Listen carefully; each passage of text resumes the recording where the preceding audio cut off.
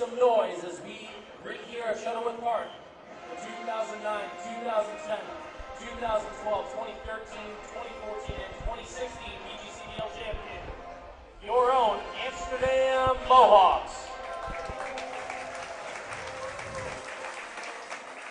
Starting in left field, from the Eagles of Morehead State College, number 14, accompanied by no one, it will be Jake Hammond. Starting in center field. Good evening from Shuttleworth Park. This is Justin Cohen joining you live and solo. Adam is upstairs in the other booth tonight doing a PA, taking on our PA duties. This is a big game for the Mohawks. With a win tonight, they actually clinched the East Division and they've already clinched a playoff spot, but they are guaranteed home field advantage for that one-game play-in into the semifinals. With a win tonight, they're probably going to face Albany in that game, but we're waiting to see. We'll run down the lineups real quick. First, we have Derek Orndorff for Oneonta. We have Derek Orndorff out of Penn State playing center field. Cassius Young from Georgia College playing second base. Logan Thomason playing shortstop from Eastern Kentucky. We've got Tom Kretzler, who's listed as a pitcher. He's out of Brockport, SUNY Brockport, playing in right field. Steve Minter, out of University of Georgia, is playing third base tonight for Oneonta. Kyle Rudizilli is playing in left field tonight. He's from Washington Lee.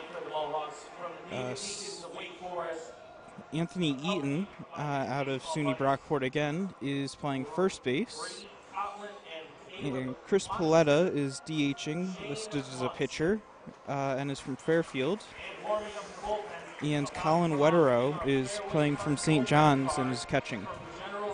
And pitching tonight is Raby Hampton. Line on Hampton for the season so far. He started 3 games but appeared in 9.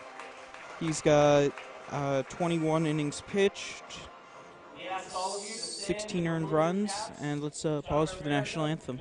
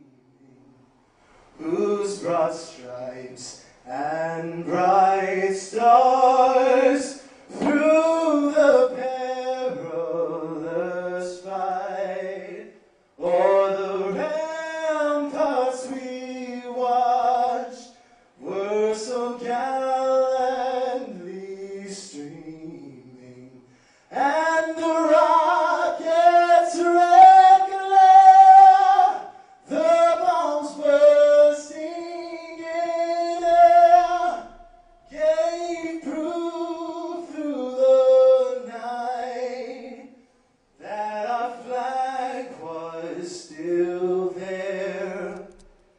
Oh, say does that star-spangled banner yet wave?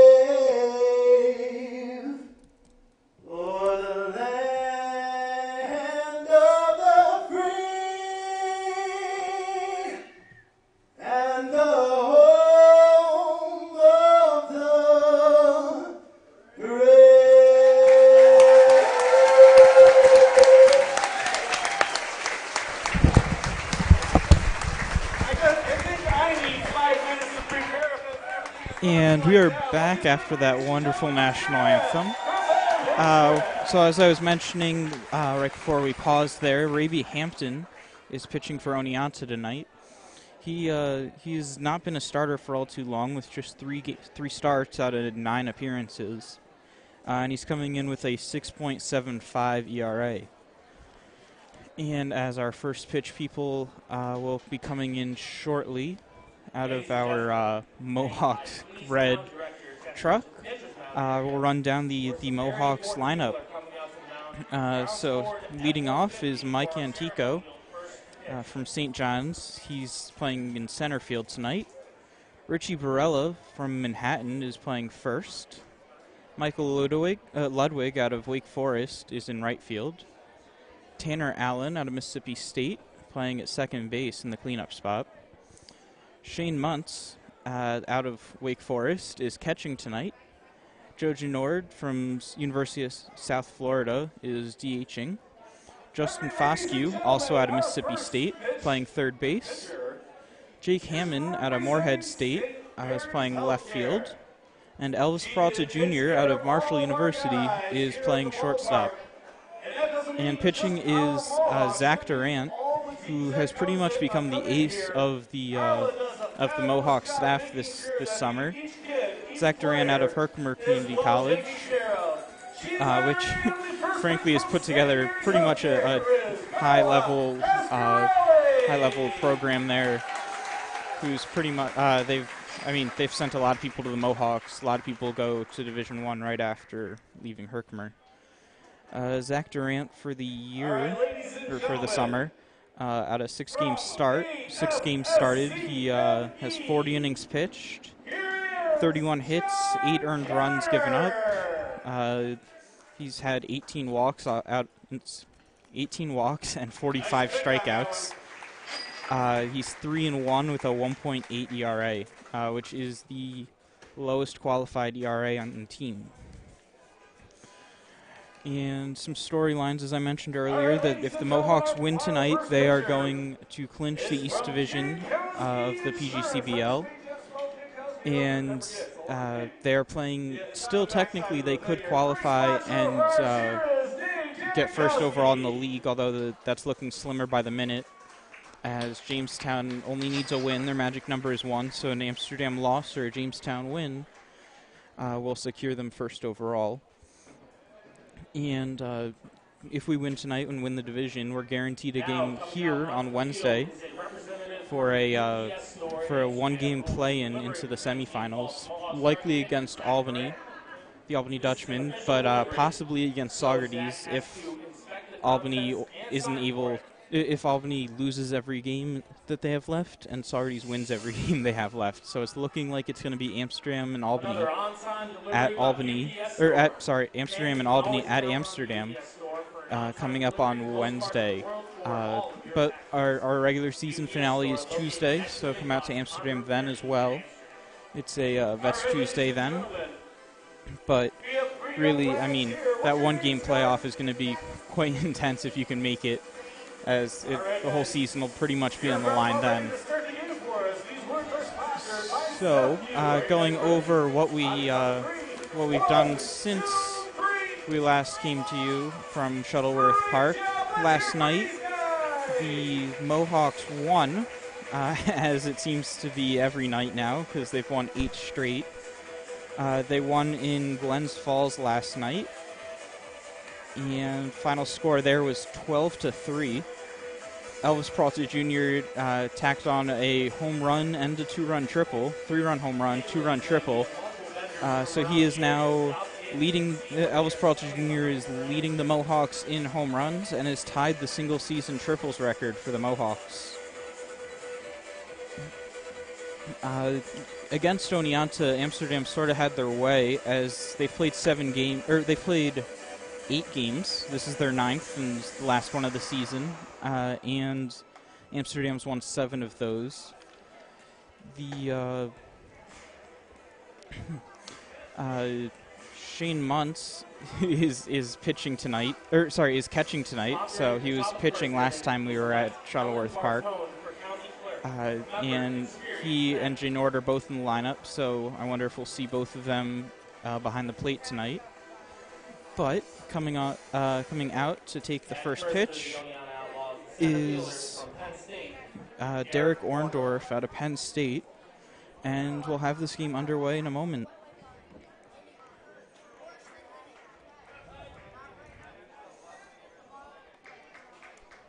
And first pitch is grounded quickly to the third baseman and fired over to first. One pitch, one out. So that's pretty much as easy as it can get for Zach Durant. And he'll next be facing Cassius Young out of Georgia College. Now batting the second baseman from Georgia College. It is a quite beautiful night now that the sun's starting to set. It was a little bit warm earlier, but humidity and temperature have both dropped. Cassius Young out of Georgia College, not University of Georgia. Just clarifying there. And the pitch in is inside. It was an off-speed pitch. That'll bring the count to 1-0.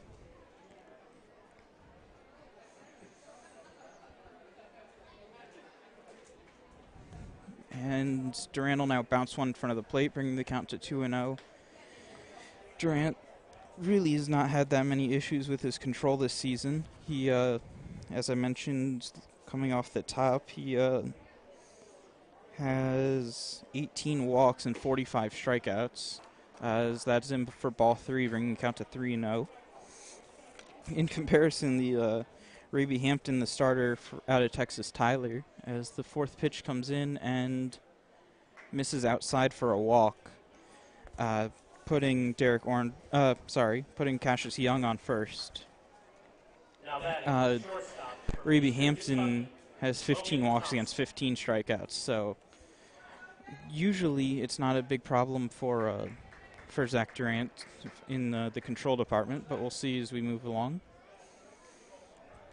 Now up to bat is Logan Thomason out of Eastern Kentucky, and he swings and misses at the first pitch.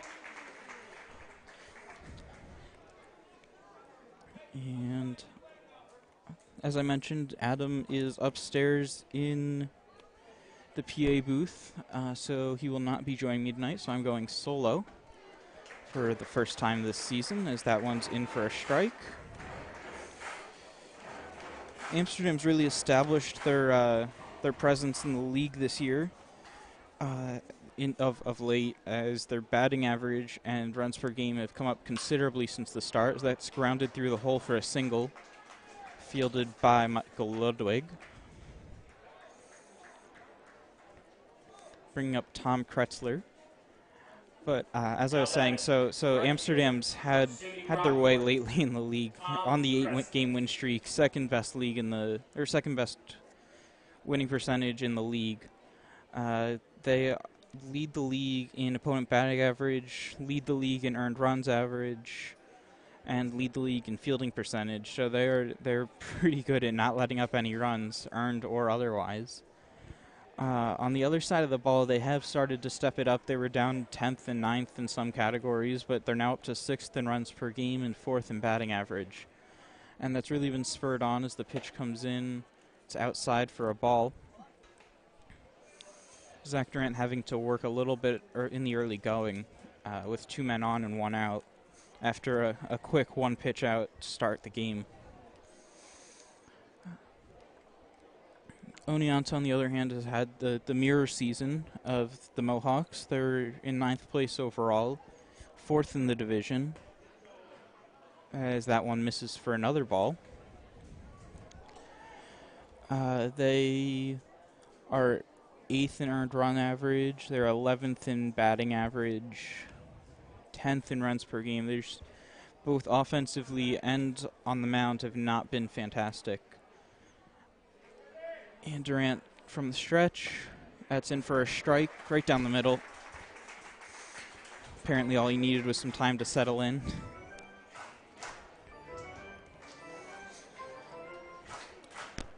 The infield umpire is playing rather... he's up right in between the pitcher's mound and second base. I'm used to seeing them a little bit closer to second base. That one's fouled behind him. for strike two. That'll be 2-2 count. We'll see if Zach Durant can get out of the inning with not letting up a lead before the Mohawks have a chance to come to the plate.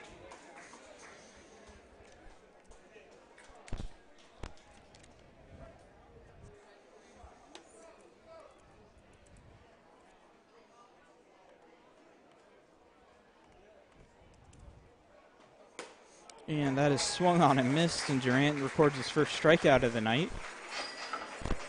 And he actually leads the Mohawks in strikeouts for the season.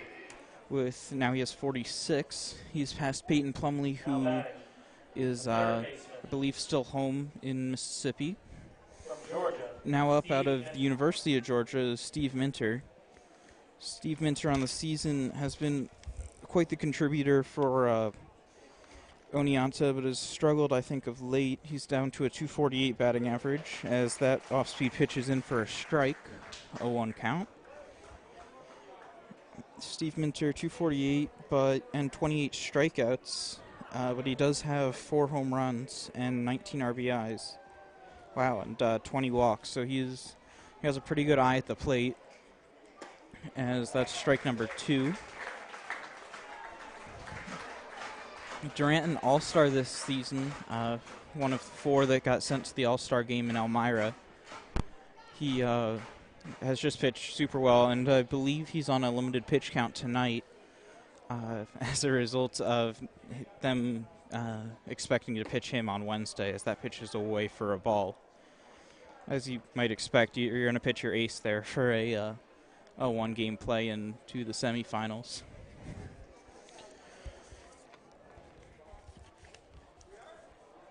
And he checks on the runner at second. That'll be Cassius Young.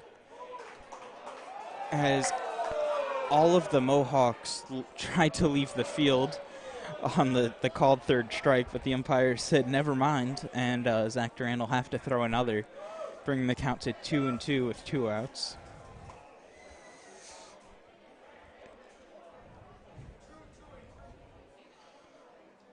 Richie Barella calling something out, trying to spread the word on something from a coach, perhaps. And the pitch is low for a ball. It brings the count full with 2 outs, so runners will be in motion.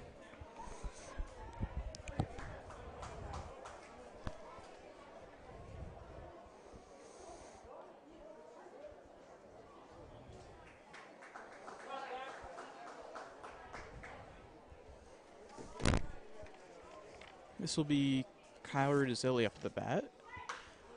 Oh, actually, it appears that Oneonta has changed their lineup on us. It's number 1 up to bat for Oneonta.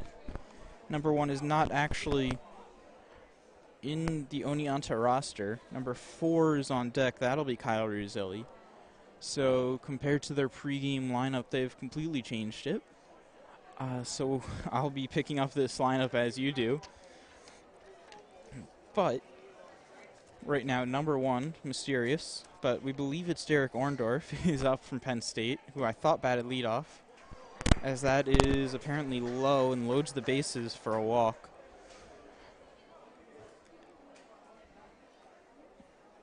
As Kyle Rudizilli will take some more practice swings before coming up to bat. Not sure what the delay is there.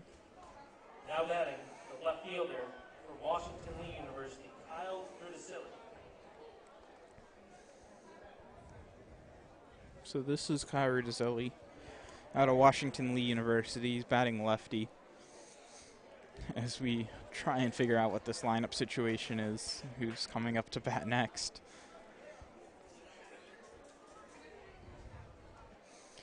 Either way, it's bases loaded with 2 outs for Zach Durant. And Rudizilli will swing and miss at the off-speed pitch. The mysterious runner at third, who we believe to be Cassius Young, was dancing off the line there, trying to distract Durant. But that one didn't work, as Oneonta is not known for their stealing, or their speed in general. Their 10th. That one's on the outside corner off speed for a strike. Looks like Kyle was a little annoyed at himself for not swinging at that pitch. Yeah, Oneonta's 10th in the league with 46 steals. So nobody's going to be stealing with bases loaded, but I would not expect them to steal a lot this entire game, as that one is just high, bringing the count to 1-2. As Zach Durant has gotten himself in some trouble early, a walk, a single, and another walk has loaded the bases for Kyle Rudzilli. And the pitch is outside, 2-2. Rudzilli on the season is batting .252 with 0 home runs and 12 RBI, so not a power threat per se, but there's always that chance. As the outfield will be playing the infield's playing pretty deep in their positions, as that one's low and inside, loading up the count again. As Oneonta seem to, or maybe I guess Zach Durant might be a little bit off tonight, at least in the early going. As the crowd tries to rally him a little bit, it's a full crowd tonight. I would guess 1,400 or so have decided to show up and try and support the hometown team. Zach Durant with the payoff pitch. And it is grounded to the second baseman and thrown to first. Richie Barella will catch it and record the final out. So, Zach Durant gets in some trouble early. He was able to get out of it. He gives up 0 runs on 1 hit, 3 left on base. And we'll head to the bottom of the first. This is the Amsterdam Mohawks Radio Network on YouTube Live.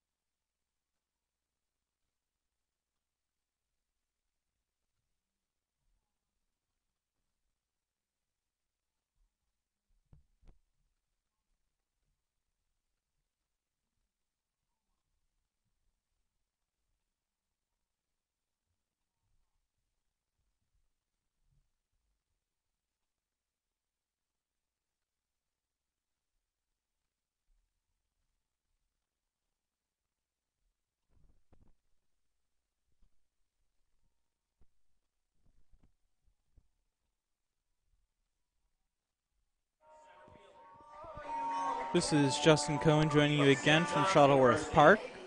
As we head to the bottom of the first, Mikey Antico out of St. John's comes up to the plate. He has really taken hold of this leadoff position for the Mohawks. On the season, he is batting, let's see here, 1 second. He may have been left off of the...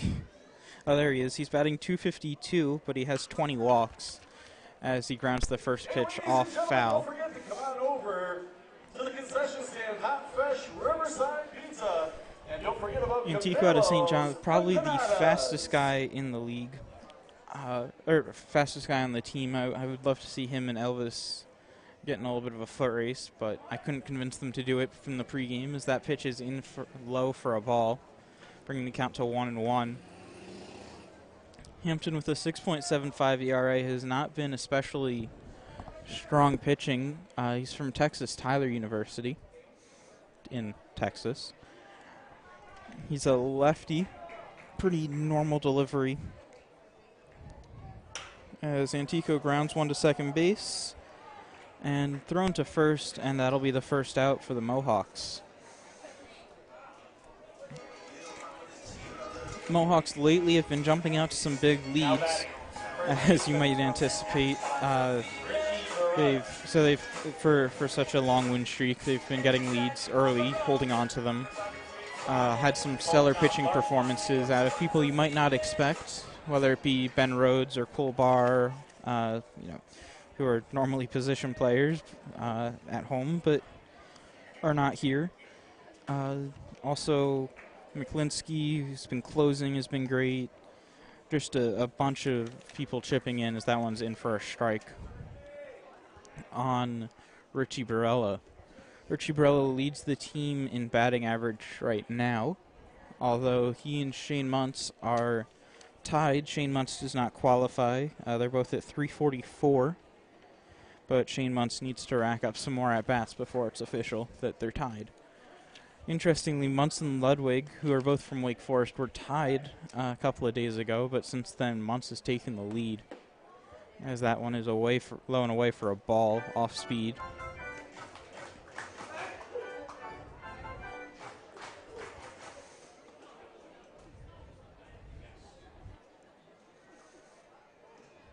As that one bounces, thought for a second it might have hit Richie Barella in the foot, but no harm, no foul, as it's just ball two. And knocking off the backstop is the catcher, who is as listed, Colin Wetterow out of St. John's. 2-1 pitch is low for a ball, making it 3-1. Earlier in the season, when the Mohawks played Oneonta at Shuttleworth Park, Mike Antico scored. He actually sort of knocked into to Wetterow intentionally. Just sort of fun, since they're from the same university. As that one's grounded to the shortstop. Looks like he'll field it cleanly, and Richie Barella is recorded. He's out.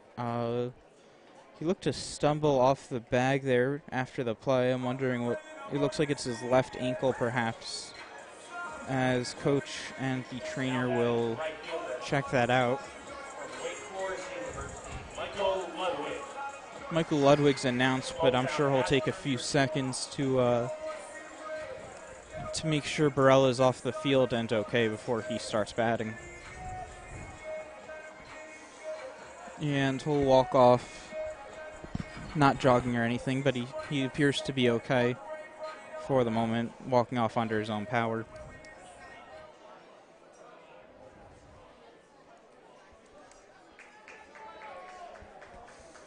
So we'll see what happens to Richie Barella and if he returns to the game. But Michael Ludwig tries to drop one down for an early bunt. Haven't seen that all that much from him this season. But Coach Griffin must have thrown in the signs, as the Mohawks technically are playing for something, but at this point it looks pretty secure that they're going to finish second in the league. Even with 4 days, 3 games left in the season. And the pitch is inside for a ball. It brings the count to 1-1. 2 outs here in the early going for the Mohawks, trying to avoid the 1-2-3 inning to start their night. Something that Hampton likely hasn't had that many of, to be honest, with such a high ERA in so few innings. As Ludwig sort of knocks one foul into, well, it would have gone into the stands had the brick wall not been there, but regardless, it'll be 1-2 now.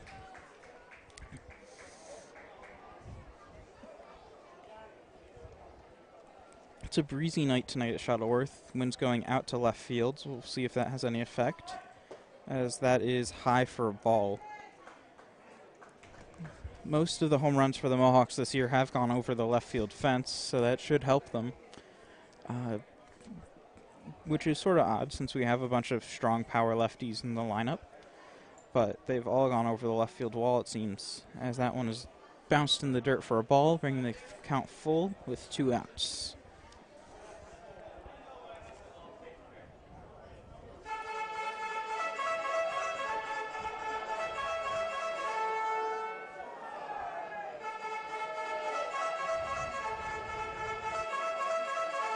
Ludwig actually leads the team in hits right now. He has 46, go along with 30 RBIs, which is second on the team, as he just grounds that one down to first, makes the first baseman, who we believe is Eaton, sprint to the bag, but without further ado, it's a 1-2-3 inning for Raby Hampton as we head to the top of the second. This is Justin Cohen on the Amsterdam Mohawks Radio Network on YouTube Live.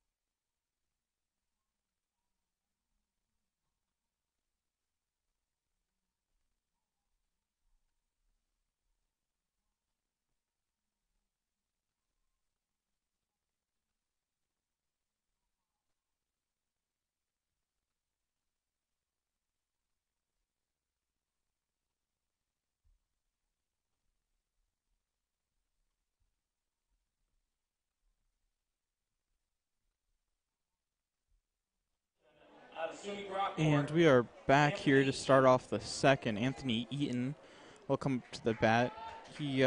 Zach Durant had to work in the first, throwing 25 pitches, 13 of them balls, something out of his character.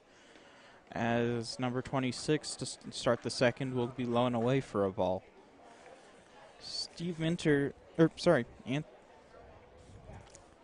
Anthony Eaton, that is. As that one's in for a called strike.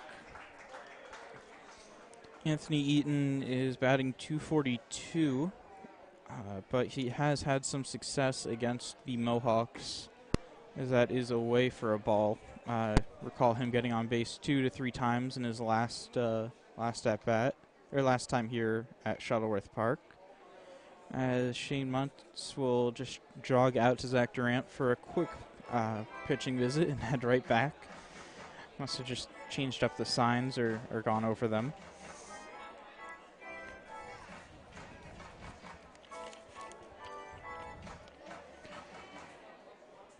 Anthony Eaton usually standing at 6'1", 250 out of Troy, as he shoots one to left right off the Trusco Bank sign. That is a fair ball, but we'll hold on for a single, as that'll be Jake Hammond fired it back in quickly to second base, and I don't think Anthony Eaton knew that was fair right away.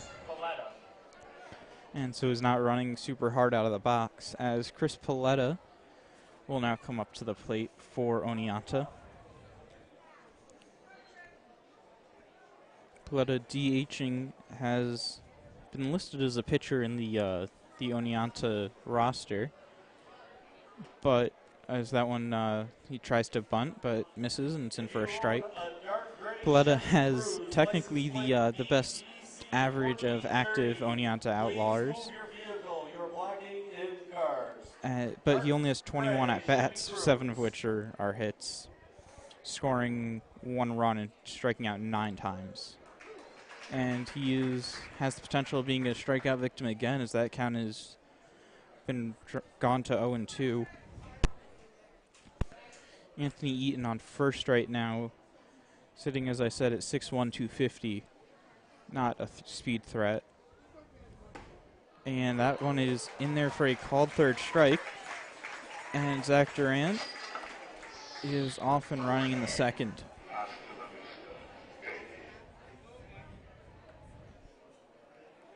Now batting, the catcher out of St. John's University, Colin Wetterow.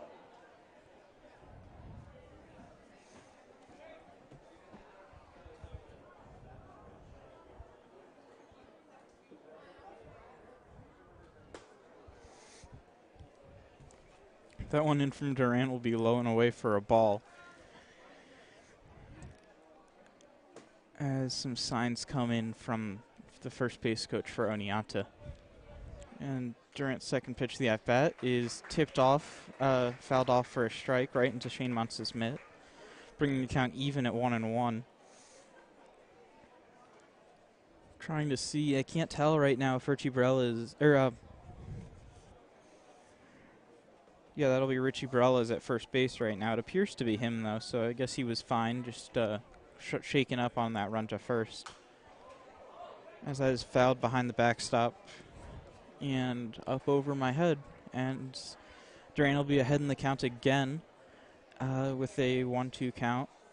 Something he hasn't done really so far tonight. He's fallen behind in all but 3 of his at-bats, or 3 of Oneonta's at-bats, as Anthony Eaton is running, and Shane Muntz isn't able to throw. So as soon as I say he's not a stolen base threat, he goes for it. See here, Anthony Eaton,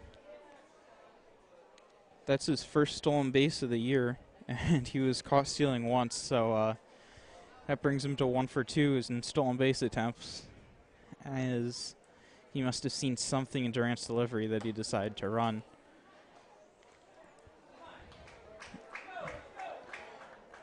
Durant misses with that one, and that'll bring the count full. This is already his third full count, 4th time he's brought a batter to 3 balls. So his pitch count is rising early. As Wetterow lifts one to left center field, it is high. Oh, and that'll be off the wall for a double, and Anthony Eaton will come in and score. So that'll put the Mohawks down 1-0 early. Colin Wetterow with the RBI. Anthony Eaton comes in to score there. The left fielder for the Mohawks, Jake Hammond, tried to leap for it, but it was just mistimed it, so it did go off the wall. I thought we were going to have a SportsCenter top 10 play there, but to no avail.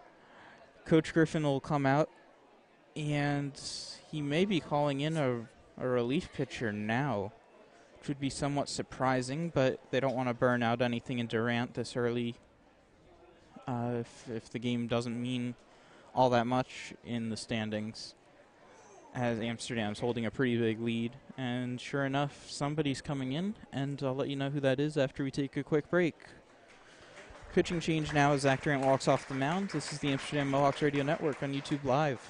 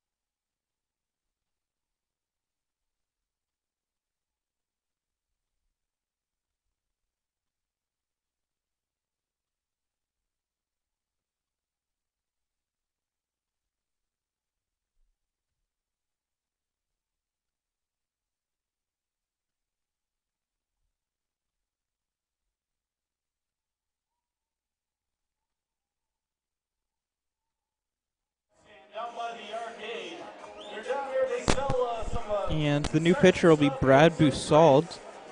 Brad Bussald hails from Indiana University. He was a redshirt junior. He was 10 games pitched for the.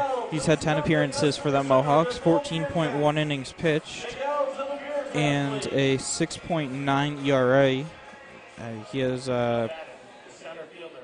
20 strikeouts and 14 walks to go along with that. So wild at times, but has settled down of late. And Derek Orndorff is up to the plate for his second at-bat. He grounded out to third in his first at-bat. And this is Derek Orndorff, so second time through the lineup. I'll be taking a closer peek at the numbers as there's a mystery batter in the lineup that we're trying to figure out still. I'll head down there between innings, though, to figure out who that might be. So that first pitch is low and inside from Brad Bussald. So I'll bring the count to 1-0. And that one is low and away, 2-0. Bussald's dealing with a runner on second, inherited from Zach Durant. That'll be Colin Wetterow, who's catching tonight. Anthony Eaton has already scored for the Outlaws in this inning. Bringing the count to so the Mohawks are down one already, and that is in for a strike. So Bussald will throw a strike and hopefully rein in some control.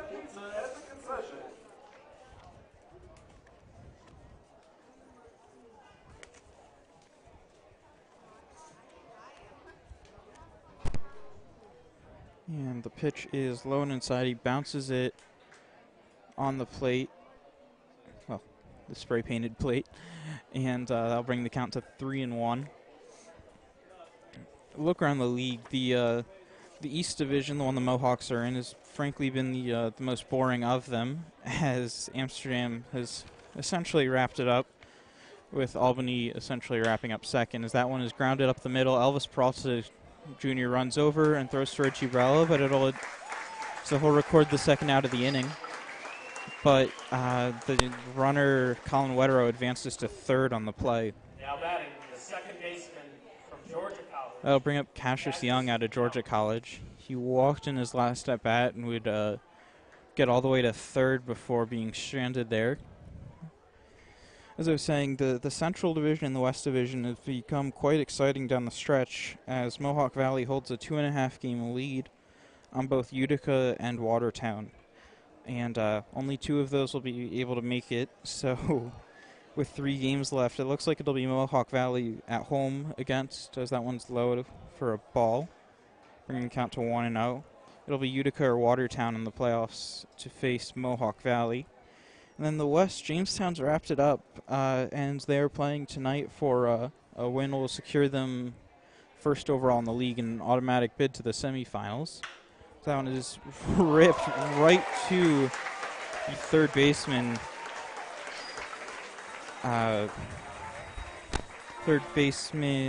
Justin Foscue out of Mississippi State, and he'll catch it and record the third out as we head to the bottom of the second. This is Justin Cohen on the Amsterdam Mohawks Radio Network, coming from YouTube Live.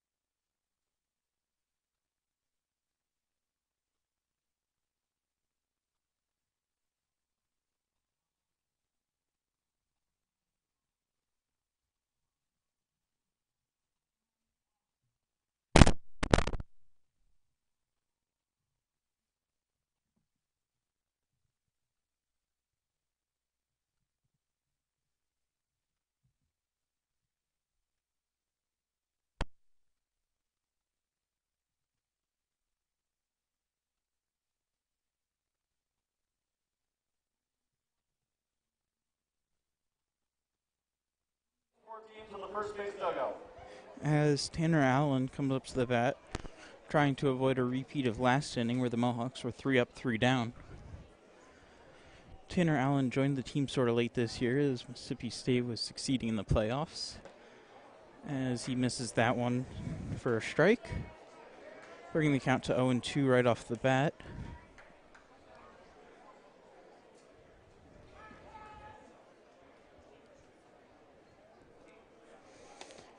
Ruby Hampton has faced the Mohawks twice before and been relatively successful, as he has gone 7.1 innings pitched in 2 appearances, giving up 3 earned runs on 7 hits. So compared to the Mohawks' regular runs per game, that's pretty solid. But he's struggled against other teams, as that one misses for a ball, so it'll bring the count to 1-2. I just confirmed with the Oneonta coach that number 1 is Steve Minter, who's batting 5th. He usually wears 7, which is what the confusion was, but they've not changed their lineup at all, as Tanner Allen lifts one out to center, and that drops in for a single. So Tanner Allen with the leadoff single will bring up Shane Muntz. Shane Muntz has been, since joining the team, has been quite the bat for the Mohawks, as he's batting .344 with 20 RBI and 6 home runs to go along with 6 doubles in 90 at-bats. So when he connects, it's going to go pretty far, but doesn't, and he connects pretty often. So been a pretty strong hitter for the Mohawks, as that one is in low for a ball.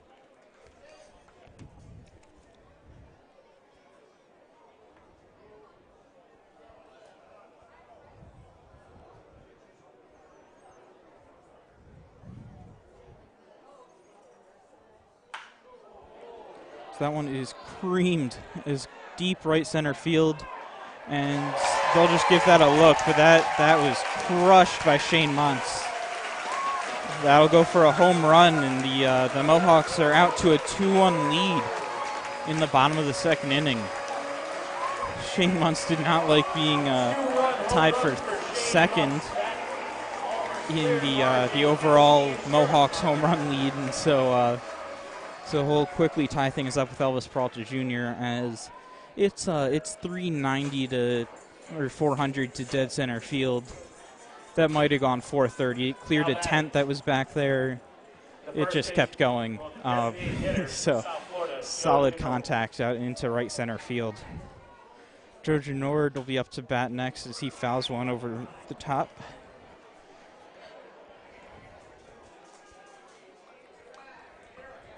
Shane Muntz is 7th of the season, bring his RBI count to 22. Still nowhere close to Joe Genord, who has 36 RBI on the season, as that one is outside for a ball, the off-speed pitch.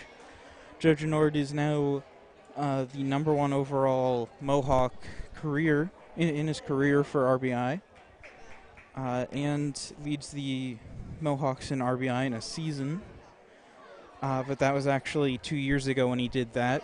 But he's already up to, I believe last I checked, he was in 5th place for Mohawks for a single season record. That's this season, but he already holds the season lead, the all-time season leader.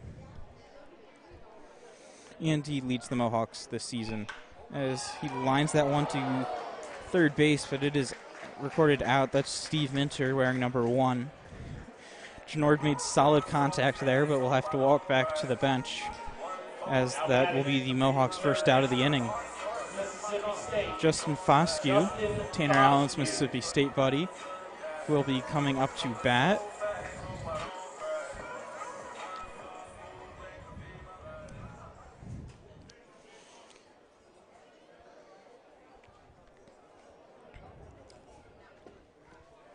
That one is in for a strike. Justin Foscue on the season. is batting .289, but he only has 45 at-bats. As I mentioned, they didn't come until pretty much the very beginning of July, as that one is outside for a ball. Mississippi State made the College World Series semifinals, but would fall to Oregon State. And so they wouldn't join the team until after the season ended, as that one is inside for a ball, bringing the count to 2-1.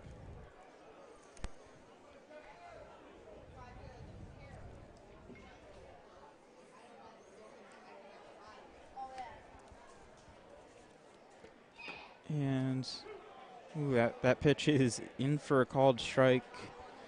Foscue did not love the call, but won't say anything. He'll just take a deep breath and step back in for the 2-2 count. Hampton's pitch is high and outside. That'll bring the count full. Since Allen and Foscue have joined the team, there's been quite the increase in run production for the Mohawks, and that could be in part Allen has a .315 average, and Foscue, as I mentioned, is coming in at .289, so they're averaging around 300 as Foscue lifts one out to left. But that will be an easy fly ball for left fielder Kyle Rudizilli, and that will be 2 outs. As Jake Hammond will come up to bat out of Moorhead State. Jake Hammond a couple of weeks ago had quite a scary incident as he was playing at Sienna Field facing the Albany Dutchman, and took a pitch to the head and actually had to be taken to the hospital. Luckily, was just diagnosed with a mild concussion and was back within 10 days. And he'll ground that first pitch out to second base, and he'll be thrown onto first for the out, but not before the Mohawks take the lead on a 2-run home run by Shane Muntz. That'll be 2 runs on 2 hits, 0 stranded as we head to the top of the third. The Mohawks lead 2-1. This is the Amsterdam Mohawks Radio Network on YouTube Live.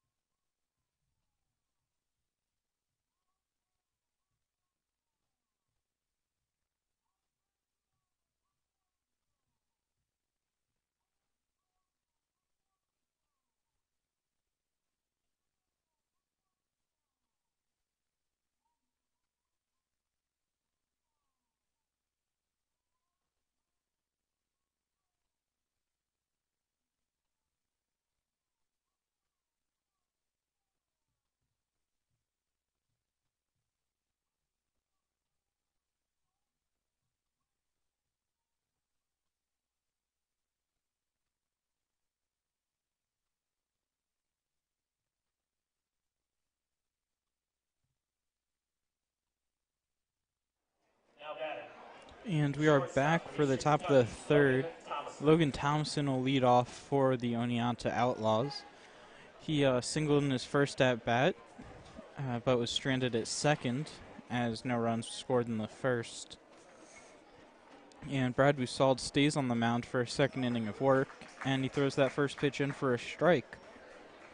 Busald, after he came in, quickly recorded 2 outs. So he's in for his second inning, but misses that one outside for a ball. Bussard was able to strand that runner at third base, Colin Wetterow, to keep Zach Durant's ERA relatively low. As Logan Thompson will swing and miss at Brad Bussard's pitch, taken aback by the off-speed stuff, was sitting back for a fastball. And the pitch, he pops it up. Shane Muntz will give it a quick look, but it'll bounce off of the PA booth. And the count will remain 1-2.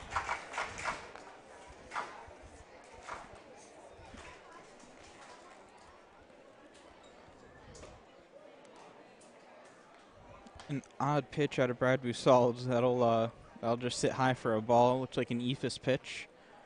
One of those, low speed but high arcing pitches that you might see in a slow pitch softball league. But he follows it up with a fastball that Logan Thompson will foul off of his own leg. So he'll take a walk quickly outside the box, make sure everything's okay before hopefully heading back into the box. We don't want to see anybody get hurt. And that's exactly what he'll do. Oneonta's been getting in some deep counts tonight. Bunch of 3-2s, bunch of 2-2s, with a couple of foul balls as Bussard's pitch is skied. And Elvis Peralta Jr. will range over and make the catch. It was just a pop-up for the first out of the inning. Tom Kretzler will come up to bat. He struck out swinging in his first at-bat. Out of SUNY Brockport, Kretzler is listed as a pitcher, but playing shortstop tonight. Playing right field tonight as that pitch is high for a ball. Kretzler at 6 foot is out of Albany, New York. He's a sophomore at SUNY Brockport.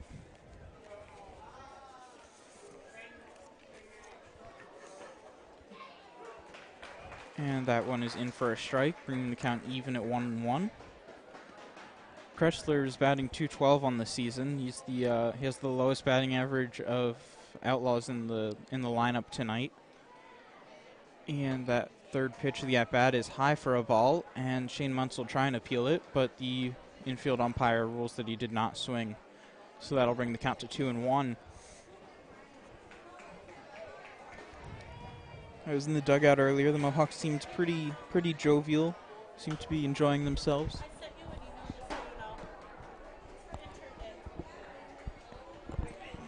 And sorry about the interruption there. As that one will bring that pitch will bring the count to 2-2. Brad Bussard will face his second straight 2-2 count. And the pitch swung, shoots deep to center field. Mike Antico ranging back and will easily make the catch. The advantage of being that fast, it makes every play look easy. And that'll be the second out, as Steve Minter, now wearing number 1, not number 7, as we had thought earlier, will be up to bat. The third baseman from the University of Georgia, Steve Minter. Our bat boy accidentally brought the bat to the wrong dugout, trying to increase the Amsterdam Mohawks bat count, but the umpire caught him. So that's a caught stealing for the Amsterdam Mohawks bat boy. And Steve Minter will be up to bat. He drew a walk in his first at-bat, first time at the plate this evening, but that first pitch is in for a strike. Sun setting quickly at Shuttleworth Park, but the lights have yet to be turned on. Somewhat surprising, as the lights are usually on by this time of night. As the second pitch is fouled way off into the parking lot, bringing the count to a quick 0-2. As Bussard will try and get out of the inning for their first 1-2-3, the Mohawks' first 1-2-3 inning of the night. And the pitch, Brad Bussard puts one low, so that'll bring the count to 1-2. As I'm sure he looked somewhat disappointed, as he was hoping for a quick inning here.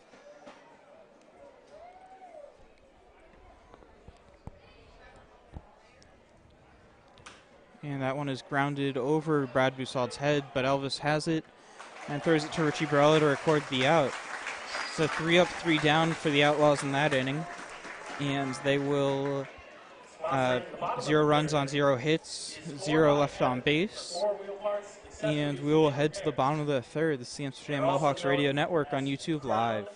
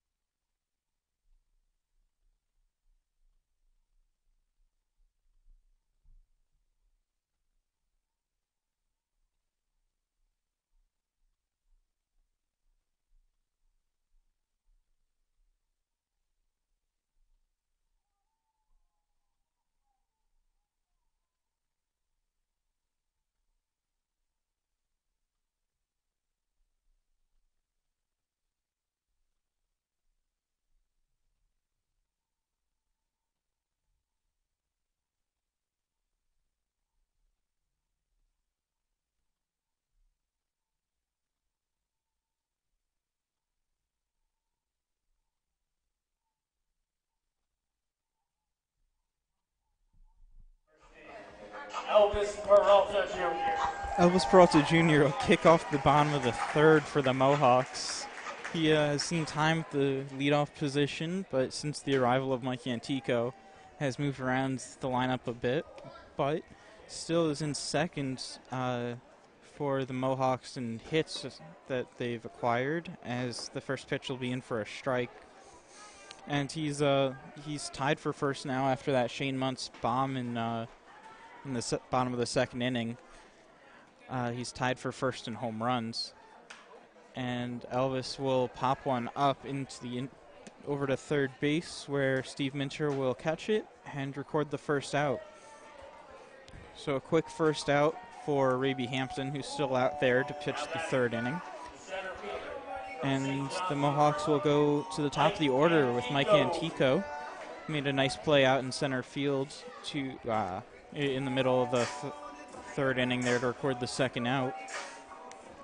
Antico in his first at-bat grounded out to second base to start off the game for the Mohawks. And first pitch is inside for the ball.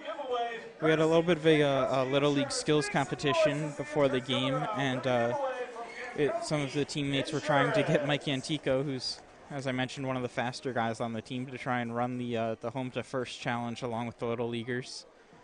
But to no avail, he would not run it and try and show him how it's done, as that ball is low, bringing the count to 2-0.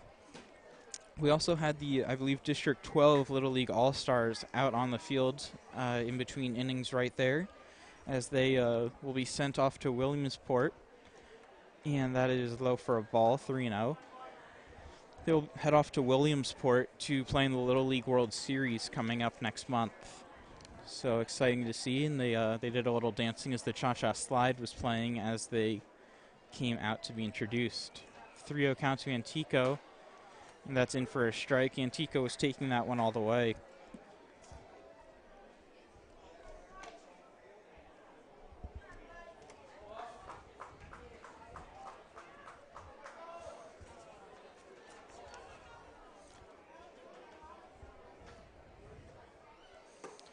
And Antico will draw the walk there as that ball sits just high and outside, bringing up Richie Barella. Now batting, the first baseman from Manhattan College, Richie Barella. Richie Barella out of Manhattan had the Mohawks hit lead for a while, but since he's in a little bit of a slump, his average dropping all the way down to a 344, down from his season high of like 380. So really struggling, only batting 300 in the past couple of weeks. He's dropped to third as he tries to lay down the bunt, but is called a strike as he didn't pull it back in time. He's dropped to third in hits for the Mohawks at 43. Elvis Peralta Jr. and Michael Ludwig are holding over the lead on him right now. Looking around the league, the only score that really matters to the Mohawks is Jamestown Jammers versus Elmira Pioneers in Elmira. And that score is tied at 1 in the top of the second, as Barella fouls one off to bring the count to 0-2. But elsewhere, the Utica Blue Sox are up on Mohawk Valley 1-0 in the bottom of the fourth. Adirondack is up on Watertown 3-1, and Saugerties is up on Glens Falls 6-0. Oh, and the Geneva Red Wings are up 7-0 on the Newark Pilots in the bottom of the second. As that pitch is in the dirt, Antico will run to second and take a peek at third, but will stop there as he advances on the wild pitch.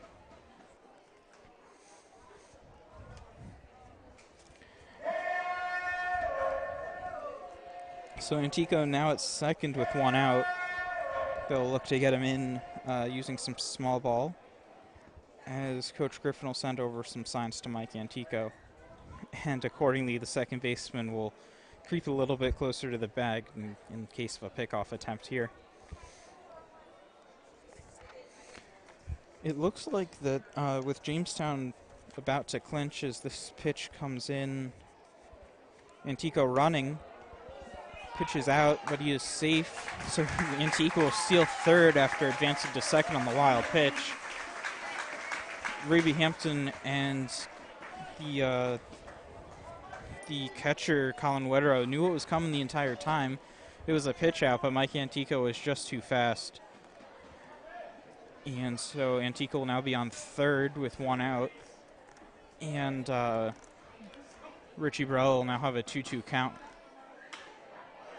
And Barello lofted one over the first baseman, and Antico strolls in to score, but Barello stumbles on his way to second, looking injured, and he is down.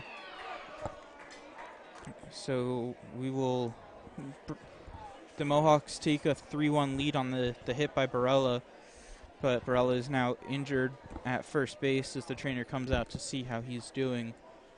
And we will take a break. And this is the Mohawks Radio Network on YouTube Live.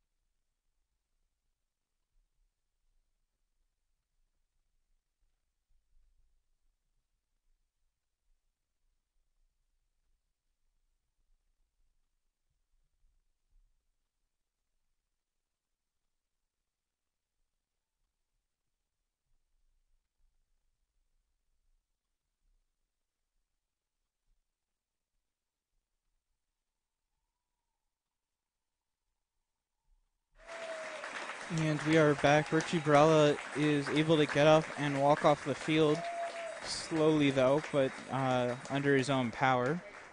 And so if I get any updates, we'll keep an eye on that. Cole Barr out of Indiana will be pinch running for Richie Barella and likely stay in the game. after the fact, but that is yet to be seen. So right now, the Mohawks have scored once this inning on a Richie Barella RBI single. Mike Antico came in to score after advancing on a wild pitch and a stolen base to third base. Michael Ludwig is up to bat now. He grounded out to the first baseman in his first at-bat, and Ludwig swings and misses, angry at himself for it, and that'll bring the count to 0-1.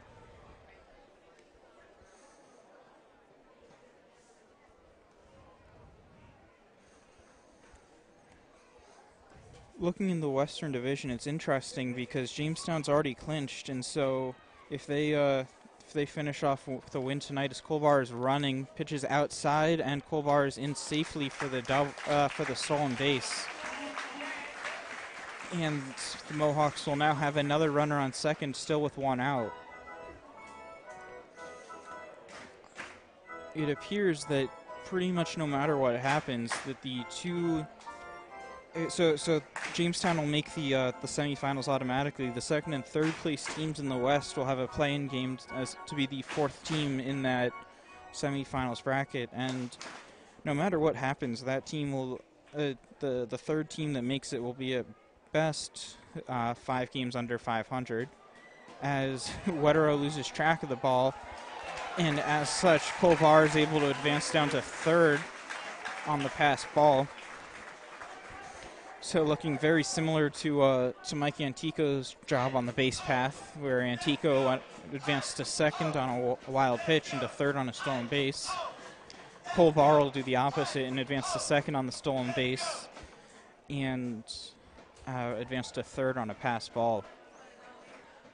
So the count's on a 2-1 for Ludwig. Hitters count.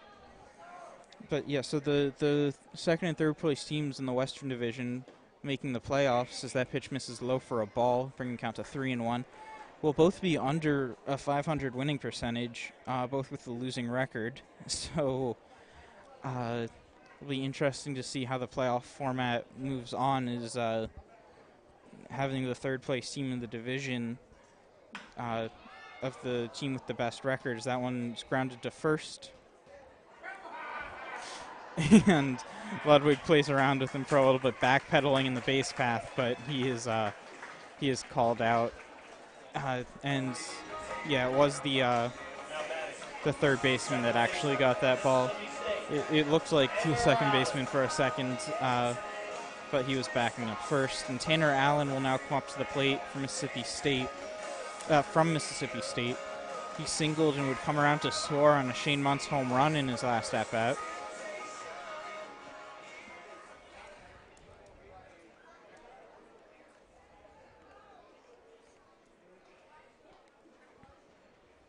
And the first pitch into Allen is swung on and missed, but was in the dirt. And catcher Wetero lost it for a second before finding it. So Colbar wasn't able to try and make a play for home. Count 0-1 to Allen now with 2 outs in the inning. But the Mohawks have tacked on 1. And the second pitch into Allen is rolled foul up the first base line, as the coach at first base misses the ground ball.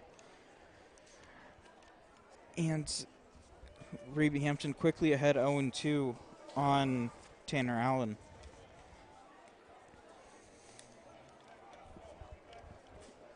So runner on third, 2 outs, 2 strikes. Allen up to the plate, and that third pitch is grounded into the hole, and the second baseman will miss it.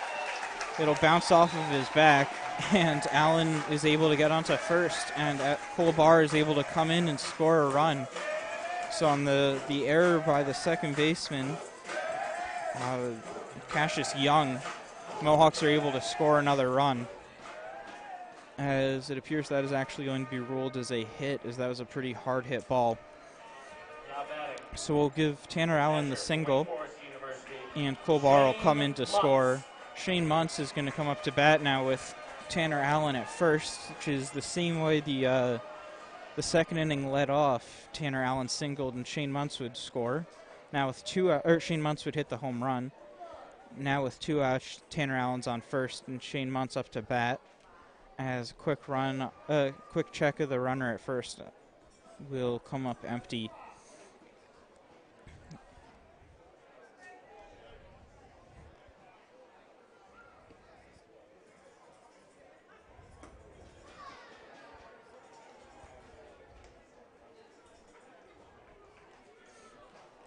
That pitch will be low for a ball. Shane Muntz, quite the imposing figure, sitting. He is. As Shane Muntz will take that one off his ankle, hit by pitch, and will head to first. Looks like he's going to be okay though, as he jogged down. Very Brandon Nimmo-like, as he'll always run to first base regardless of the outcome.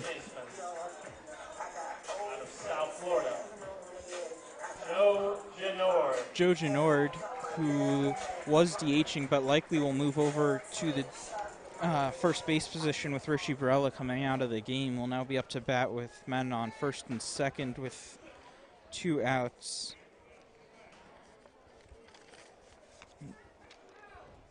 Genord wearing his green helmet since he's from USF. Forest green, or I'm sure there's a USF green, but not sure exactly what to call it. Genord will come around and break his wrist. The wrist will break, so that'll be a strike, even though it was in the dirt.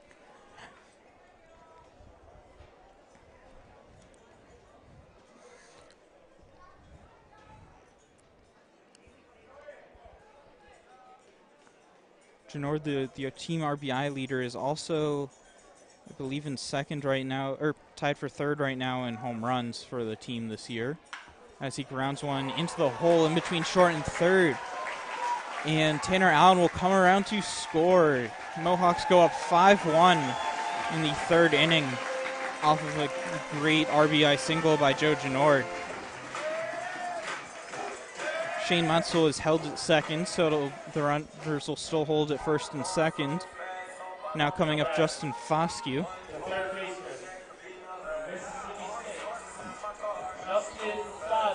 So Joe Genord will continue to extend his RBI lead, his all-time Mohawks RBI lead, and start creeping up on his own record for RBIs in a season, as he's at 37 with 3 games left. So that is low and inside to Justin Foscue, who flew out to left field in his first at-bat.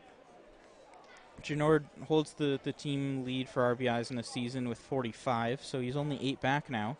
So I'm not sure if that's regular season included, or postseason included or not, as that pitch is outside for a ball. As in Genord's last season was in 2016, the Mohawks would win the PGCBL championship, so he had a couple of extra games compared to the 46 that the Mohawks will end up playing this season, assuming no more weather postponements.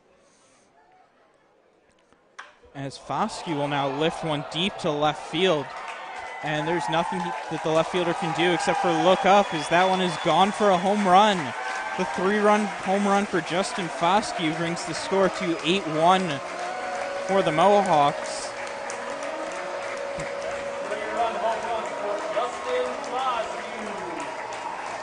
That home run by Foscue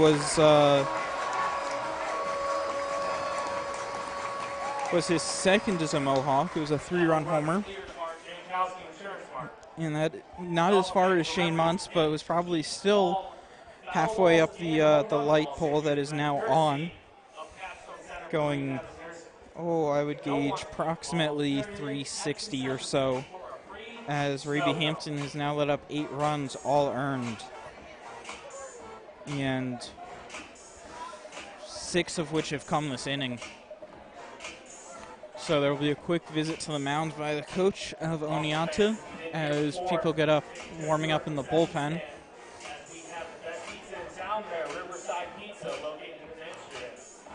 Jake Hammond will be the next one at bat, trying to keep this 2-out rally going, as the Mohawks' last 4 runs have all come with 2 outs. It was a single by Allen, and then a hit by pitch by Shane Muntz, and would lead to Joe Genord hitting a single in the gap, bringing in Tanner Allen. And then Justin Fosque would follow up Joe Genord with that 3-run shot over the left field wall. And that was the last 4 runs, all with 2 outs. Jake Hammond now up to bat, grounded out to second to end the second inning. But Ravy Hampton now deep into the game pitch count-wise, as that one's in for a strike. Looks to be struggling this inning, as the Mohawks have made him work. This is the 9th batter of the inning, so they'll look to bat around now. Elvis Peralta Jr. led off the inning with a pop out to third, but he might have another chance this inning, as Jake Hammond will ground one out to second base again, and that'll retire the side, but not before the Mohawks put up 6 runs on 4 hits and leave none on base. The Mohawks lead 8-1 heading into the 4th inning. This is Justin Cohen on the Amsterdam Mohawks Radio Network on YouTube Live.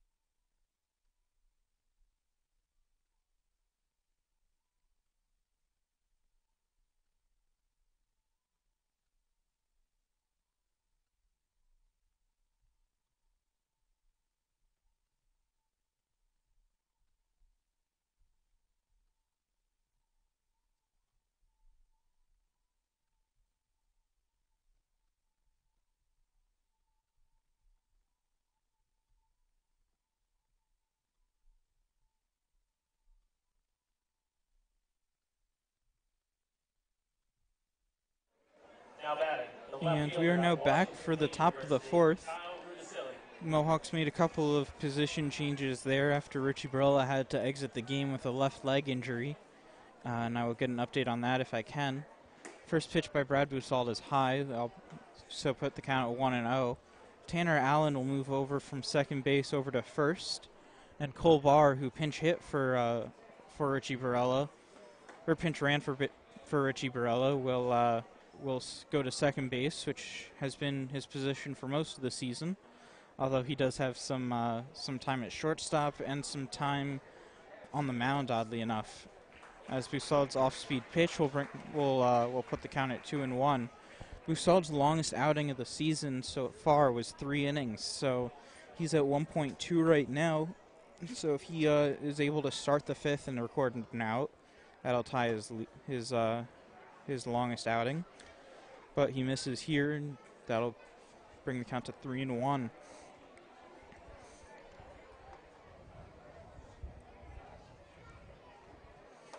And the hitter Kyle Rudizzelli will swing and miss. Will bring the count full. Kyle Rudizzelli grounded out to second to end the first inning with the bases loaded in the first.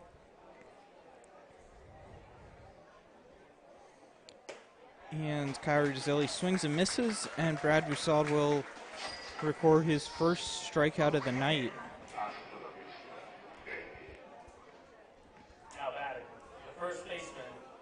SUNY Brockport, Anthony Eaton. Anthony Eaton out of SUNY Brockport will come up to the plate next. He would single in his last at-bat, steal second base, and then come around to score on the Colin Wetterow single. But he takes this first pitch in for a strike, and the count's 0-1.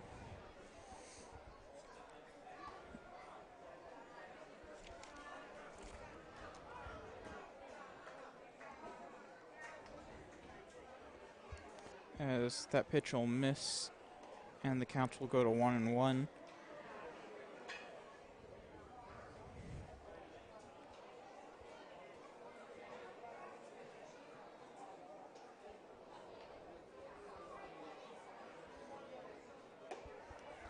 And that pitch will be inside, bringing the count to 2-1. So Busald will fall behind this hitter. Something of note in that last inning is that the Mohawks were with 2 outs. They only took, looks like, 4 pitches and would connect on the other 4 pitches in their last 5 batters. As that first pitch the first pitch swing coaching out of Coach Griffin was in full effect there, as they would swing on 2 of the last 5 batters, as the count is now full 3-2.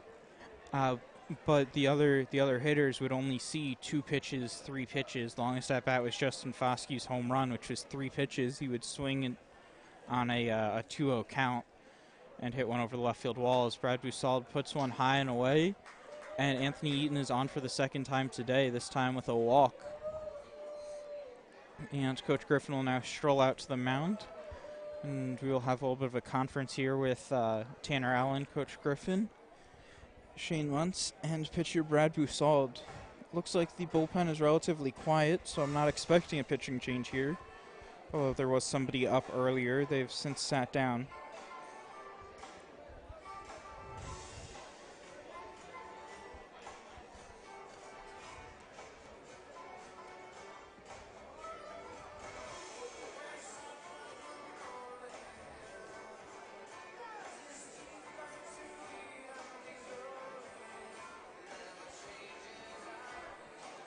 Brad Busald, who will remain in the game, had his ERA inflate at one point this season up to a 13.5, but he has since brought that back down. And his last outing, actually, before tonight was in Oneonta, where he recorded the win on 1.2 innings pitched, giving up only 1 hit and just getting 3 strikeouts, facing 7 batters. So he would face 2 more than the minimum, but his ERA would drop almost a full run, as he only pitched 14 innings so far, now closing in on 16. As Busald's first pitch into Chris Paletta is a strike, so whatever Coach Griffin said in that huddle must have worked. And Anthony Eaton at first right now. He just recorded his first stolen base of the summer in his previous time at first. And Busald's pitch will sit just high, to the dismay of the Amsterdam crowd. Tanner Allen keeping Anthony Eaton on at first, as Anthony will take a few step lead. Busald bounces one in the dirt, but it is quickly swallowed up by Shane Muntz, and that pitch will go for a ball.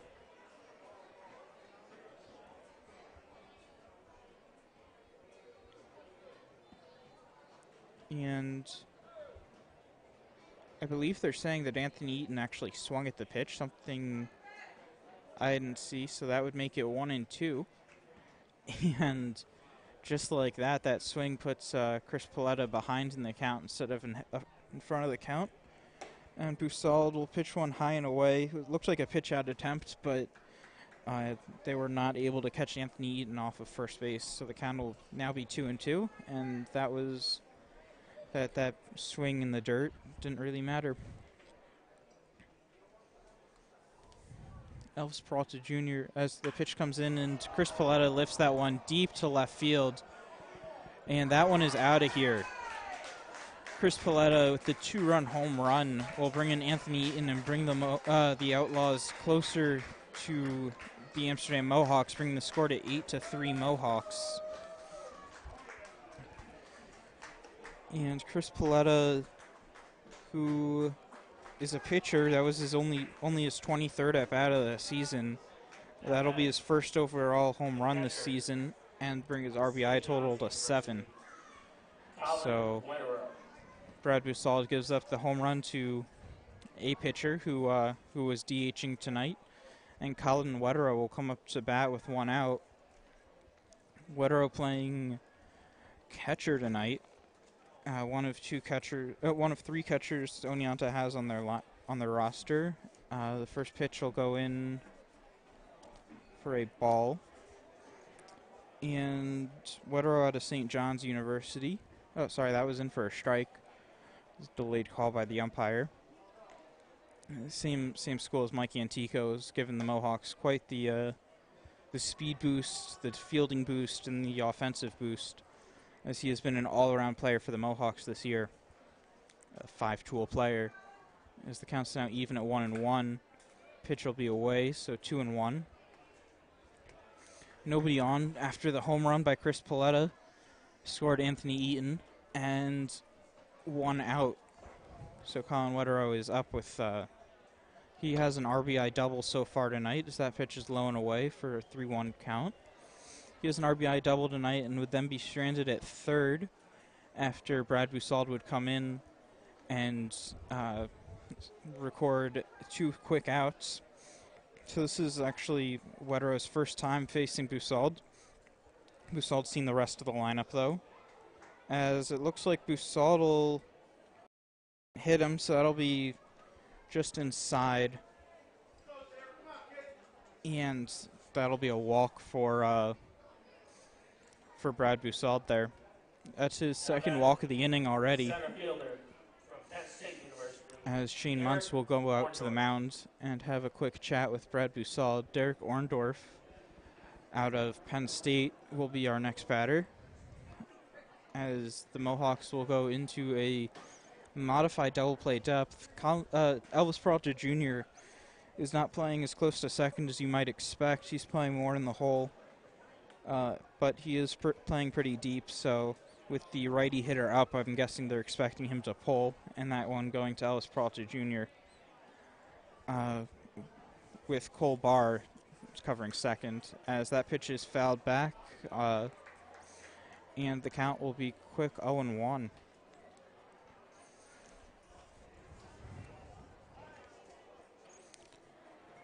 Although the Mohawks